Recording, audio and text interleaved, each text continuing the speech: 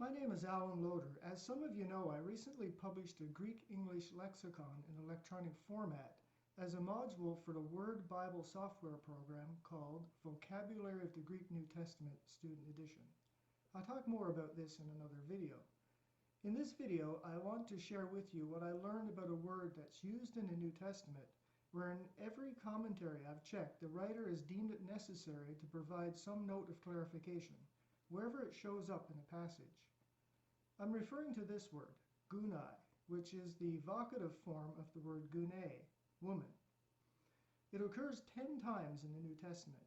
Jesus frequently uses this form of address when talking with women. The Canaanite woman in Matthew 15, the sick woman in Luke 13, the Samaritan woman at the well in John chapter 4, the woman caught in adultery in John 8. Twice he speaks to Mary Magdalene after the resurrection using this word. He even uses it twice to address his own mother. We also see Peter use it in Luke chapter 22, and Paul uses it once in 1 Corinthians chapter 7, verse 16. The question is, how do we translate this word into English to best convey the meaning? Most English translators render it woman. But as Raymond Brown points out in his commentary on the Gospel of John in the Anchor Bible Commentary series, he says that woman is not an entirely happy translation. He goes on to say that even when we use words like lady and madam, it seems to take on an unpleasant tone when used as an address. This is especially true when we hear someone address their own mother this way. Of course, the challenge is we have no single word in English that functions as a means of addressing a woman showing a high level of respect or endearment. We can use the word woman, but we need to add some kind of qualifier that expresses what we mean, such as dear woman or darling woman. Before we go further, I would like for you to have some understanding of the perspective from which I approach my study of Koine Greek. As a believer, I read and study the Greek New Testament not as some academic exercise, but in order to understand it and apply it to my life. I believe that the Bible is the inspired, inerrant Word of God. So understanding the meaning of words, learning vocabulary, Greek syntax, all of that is serious business. And that's what drives me to spend so much time and effort learning the original languages and developing tools to help others in their study of Greek. One of my favorite books, I think the best I've ever read on the subject of hermeneutics, is Randolph Tate's Biblical Interpretation, an Integrated Approach. This is a great book to have in your library. Tate begins his discussion on the principles of good biblical interpretation by saying this: one of the cardinal rules of exegesis is that the interpreter must always approach and analyze the text in part or in whole within context. So context is of foremost importance when understanding the meaning of words used in the Bible. Whenever we're doing sermon prep or an exegesis or perhaps writing a term paper in seminary, we really want to understand what the text is saying, and part of that process is doing word studies. So we go to lexicons and perhaps even refer to a grammar book or two if there's something about the syntax we need clarification on. But have you ever wondered how grammar books and lexicons are made? How do we know how people used their language in ancient times, especially when that language is no longer spoken or has changed significantly over the centuries? Well, fortunately, we have some ancient grammarians who wrote about their language. We can consult them. Also, we have translations into other languages that can be helpful for us. But primarily, we learn about ancient languages through observation. That is, we gather as many examples of their writings as we can and pay careful attention to what they did. So keep in mind that grammars and lexicons are descriptive, not prescriptive. That is, they don't write the rules on how people should use their language, but rather describe what people actually did with language. And then they attempt to make sense of it all so we can understand what those ancient people were saying. For understanding the vocabulary of the Greek New Testament, one method is to observe how words were used by people outside the Bible, in the broader historical, geographical, cultural, and literary contexts of the Greco-Roman world in which they lived. During my research for the VGNTS lexicon, I spent a lot of time searching through the papyri and inscriptions that were written just before, during, and after the time of the New Testament. I looked for occurrences of words used in the New Testament in sources outside the Bible that would shed some light on their meaning. Of course, one of the words I looked for was this word gune. I found over 3,000 occurrences of gune in the papyri in various forms. It is perhaps interesting, though, that I was unable to find even one example of gune in the vocative. But this is not surprising, given that the form of this word is what you would expect in a narrative, in the context of storytelling, such as the Gospels. The papyri are made up of different kinds of documents, such as personal letters, contracts, court transcripts, sales receipts, etc. I did, however, find some examples in the vocative form in the inscriptions, not in narrative literature, but in one other place that you might expect to find it, and that is in funerary inscriptions, epitaphs written on the graves of women by their loved ones, such as their husband or their children.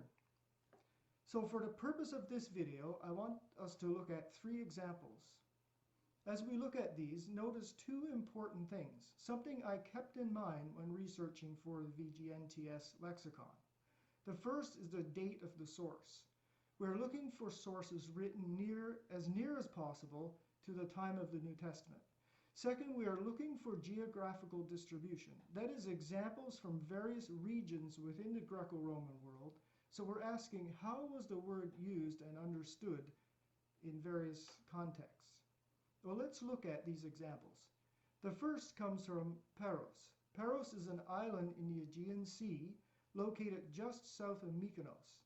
So we're right in the middle, about halfway between Athens to the west and the coast of modern-day Turkey to the east. This inscription is from the 1st century AD, so it's right around the time that the New Testament was being written. For this short video, we don't have time to discuss the Greek syntax here. The only thing I will point out is that it is written in Doric dialect. Now, as you may be aware, there were various dialects of Greek, and that happens wherever there's a language spoken in a large geographical area. Like modern-day English. We have American English, Canadian English, British English. We all speak English, but there are differences depending on where we're from. And the same was true in ancient Greek, which was spoken all over the Roman Empire. So let's read the translation. Notice I've highlighted the word in the Greek text and the corresponding word in the English translation. These are excerpts from a much larger inscription, of course, but it's enough here to get a sense of what it's about. In the first line we have, "Who has put you, dear woman, under the Perean ground? Who has prepared you for this splendid monument upon your grave?" Again in line 9 we have, "Farewell, dear woman, you who have descended from such kinsmen." So keep in mind that this is something written by the woman's loved ones, her husband or perhaps her children. The context clearly conveys a sense of endearment, said by someone missing and honoring their wife or mother whom they loved. Our second inscription comes from the region around Athens, called Attica. So here we are in the west of the Aegean Sea, mainland Greece. This inscription is dated around the 2nd or 3rd century AD. Again, we have something written in dialect. This one is in the epic dialect. So how do we know that? Well, notice the word just after gunai, the word highlighted in bold there in the Greek text. See that word seo? And at the end of the top line, you also see another form of it, seo. This is the epic form of a word you're probably familiar with, and that is the second person singular for you, which is su, sigma upsilon. So the English translation says, "Dear divine woman, your glory, or perhaps renown in this context, will never be forgotten on earth. You live forever, and your name is undefiled. Indeed, may time never boast of destroying your life." Again, the context most certainly conveys a sense of honor or endearment. Our third inscription comes from Pergamon, a city in Mysia, located on the west coast of modern-day Turkey. So now we're in the eastern side of the Aegean Sea, so we have wide geographical distribution. This inscription is dated to the Roman imperial period, and that ranges from 27 BC to 476 AD. Sometimes it's difficult to date a stone inscription, so we give it a range of date. But we're still within the time frame we're looking for. The English translation says here, "Farewell, Panthea, dear woman," or perhaps dear wife, "gone far from your husband, who after your tragic destiny bears the endless mourning of your death." You can just sense the feeling of endearment here. Perhaps a husband writing a final farewell to his beloved wife. Given what we've learned from these sources about how this word was used, I think it's fair to say that the vocative form of gune conveys a sense of honor and or endearment. So we should be translating this "dear woman." If we had a single suitable word in English, I'm sure we would certainly use it. But since we really don't, we should definitely provide a qualifier, such as dear or darling, in our English translations to convey the dynamic equivalence. Because translating this just as woman doesn't quite do it. Well, my name is Alan Loader. I hope this was helpful for you. If you have any questions or comments, please feel free to contact me. My email address is alan.loader@gmail.com. One other thing, I would like to thank Dr. Plummer and the folks at Daily Dose of Greek for giving me the privilege to share this with you.